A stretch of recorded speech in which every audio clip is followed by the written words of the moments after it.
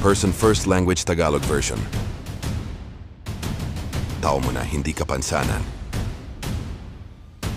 Ano ang ibig sabihin ng Person First Language?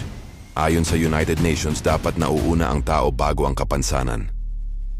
Bakit ito mahalaga? Tao sila, hindi lang kapansanan. May dignidad at karapatan. Hindi sila dapat makulong sa label. Tama, taong may kapansanan. Mali, disabled lang o PWD lang. Bawasan ang shortcut na PWD sa pang-araw-araw na usapan. Tao muna, respeto lagi. Abangan, Part 2 listahan ng tamang tawag ayon sa Person First Language na sinusunod ng United Nations at iba pang disability rights organizations.